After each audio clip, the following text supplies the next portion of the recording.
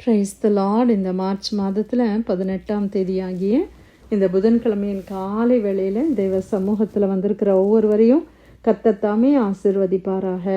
இந்த நாளிலும் நம்ம தியானிக்கிற தேவனுடைய வார்த்தை நம்முடைய பரிசுத்த வேதாகமத்தில் மீகாவின் புஸ்தகம் 7ஆம் அதிகாரம் 18ஆம் வசனம். மைக்கா சாப்டர் 7 verse 18.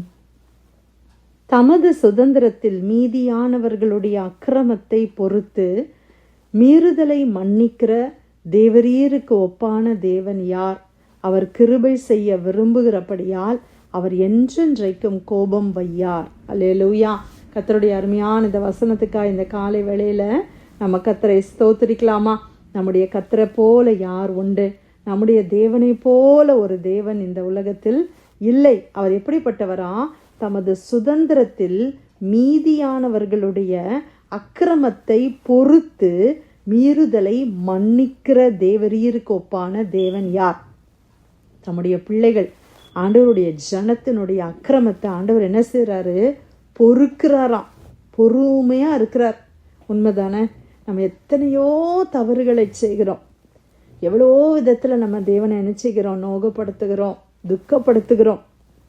ஆனால் ஆண்டவர் உடனே நம்மளை தண்டிக்கிறாங்களா அப்படின்னா இல்லவே இல்லை. இவ்வளோ பொறுமையாக இருக்கிறாங்கல்ல ஆண்டவர். நம்ம பண்ணுற தப்பு மட்டும் இல்லை, ஆண்டவரை அறியாத ஜனங்கள் என்னென்னலாம் தவறு செய்கிறாங்க. ஆண்டவர் எவ்வளோ பொறுமையாக இருக்கிறார். அதைத்தான் இந்த வசனத்தில் பார்க்கிறோம். தமது சுதந்திரத்தில் மீதியானவர்களுடைய அக்கிரமத்தை பொறுத்து மீறுதலை மன்னிக்கிற தேவன். நம்முடைய மீறுதலை மன்னிக்கிற தேவன். அல்லேலூயா. எவ்வளோ பிரமாணங்களை நம்ம மீறுகிறோம். எத்தனையோ பிரமாணங்களை கர்த்தர் கொடுத்திருக்கிறார். செய்ய வேண்டும் என்பதை செய்யாமல் இருக்கிறோம். செய்யக்கூடாதுன்னு ஆண்டவர் சொல்கிறத செய்கிறோம். அப்படியெல்லாம் நம்ம பிரமாணத்தை மீறுகிறோம்.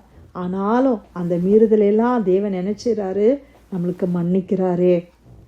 இதுக்கு ஒப்பான மன்னிக்கிற இந்த தேவனுக்கு ஒப்பான தேவன் யார்? நம்முடைய தேவனுக்கு ஒப்பான தேவன் யார்? பிரியமானவர்களே, நம்மளுடைய ஆண்டவரை மாதிரி எந்த கடவுளை நம்ம சொல்ல முடியும்? இன்னைக்கு எத்தனையோ மதத்தை நாம் பார்க்கிறோம், அவர்களுடைய வழிபாடுகளெல்லாம் நம்ம பார்க்கிறோம். ஆனால் நம்மளுடைய ஆண்டவருக்கு ஈடாக ஒப்பாக ஒரு தெய்வமும் இல்லை. அவர் மன்னிக்கிறவர், அக்கிரமத்தை மன்னிக்கிறவர், அக்கிரமத்தை பொறுக்கிறவர். அவர் பொறுமையாக இருந்து நம்மளை நடத்துகிறார். நம்ம எல்லாம் இன்னைக்கு அழியாமல் இருக்கிறதுக்கு என்ன காரணம் அப்படின்னா ஆண்டவர் பொறுமையாக இருக்கிறது தான் காரணம். நம்ம நீதிமான் என்பதனால அல்ல, அவர் பொறுமையாக நம்ம மேலே இருக்கிறதுனால தான் நம்ம எல்லாம் அழிந்து போகலை அவருடைய கோபத்தில். அல்லேலூயா. அப்படி ஒரு தேவனை நாம் சொந்த தேவனாய் ஏற்றுக்கொண்டோமே, சொந்த தெய்வமாய் கர்த்தர் நம்மளை ஆண்டவரை நம்ம ஏற்றுக்கொண்டதற்காக எவ்வளோ பெரிய பாக்கியம் பிரியமானவர்களை. அதற்காக கர்த்தரை ஸ்தோத்திரிக்கலாமா? அல்லேலூயா.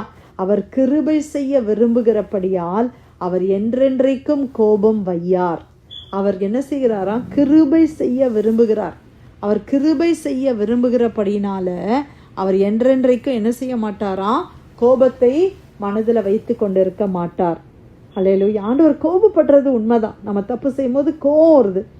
ஆனால் கோபத்தை மனசுலேயே வச்சுக்கிட்டு இருக்கிற தேவன் அல்ல நம்முடைய தேவன்.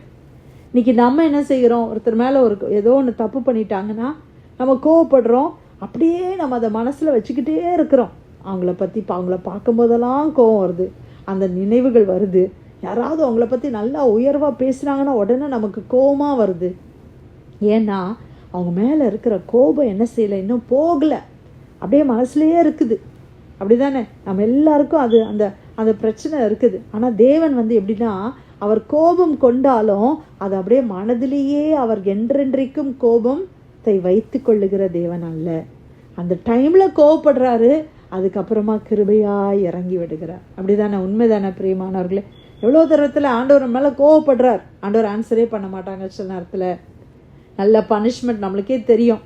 ஆவிக்குரிய பிள்ளைகளுக்கு நல்லா தெரியும், ஆண்டவர் நம்மளை பனிஷ் பண்ணுறாங்க, ஏதோ நம்மளை டிசிப்ளின் பண்ணுறாங்கன்றதை நம்ம உணர்கிறோம். ஆனால் எப்போவுமே அப்படி பண்ணுறாங்களா? இல்லை. நமக்கு ஒரு இக்கட்டு வரும்போது, ஆபத்து வரும்போது ஆண்டவர் உடனடியாய் என்ன செய்கிறார்? கிருபையாய் நம்மளை தாங்கி நடத்துகிறார். அல்லேலூயா. நீ அன்றைக்கி அப்படி பண்ணல, அவனுக்கு நல்லா தண்டனை கொடுப்பேன் அப்படின்னு ஆண்டவர் சொல்கிற தேவனையே அல்ல. கோபத்தை மனதிலே வைத்து கொண்டு இருக்கிற தேவன் அல்ல. அவர் கிருபை செய்ய விரும்புகிற தேவன்.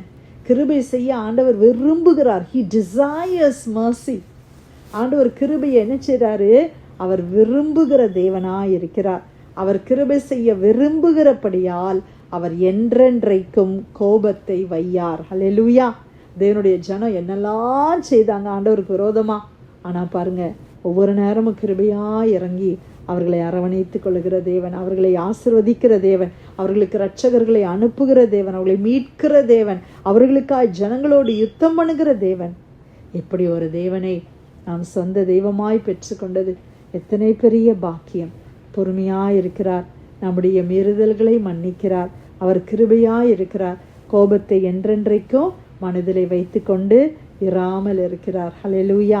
இப்படி ஒரு நல்ல தேவனை நாம் தேவனாய் கொண்டதற்காய் கர்த்தரை நாம் ஸ்தோத்திரிக்கலாமா? நம்முடைய தேவனுக்கு ஒப்பான ஒரு தேவர்களும் இல்லை. ஹல்லேலூயா. அதற்காய் கர்த்தருக்கு நன்றி சொல்லலாமா? மீகா 7ஆம் அதிகாரம் 18வது வசனம். தமது சுதந்திரத்தில் மீதியானவர்களுடைய அக்கிரமத்தை பொறுத்து மீறுதலை மன்னிக்கிற தேவரீருக்கு ஒப்பான தேவன் யார்? அவர் கிருபை செய்ய விரும்புகிறபடியால் அவர் என்றென்றைக்கும் கோபம் வையார். கர்த்தர் கொடுத்த நல்ல வார்த்தைக்காய் ஆண்டவருக்கு நன்றி செலுத்தி பிரேயர் லைன்ல வந்திருக்கிற யாராவது நம்ம ஜெபிக்கலாமா?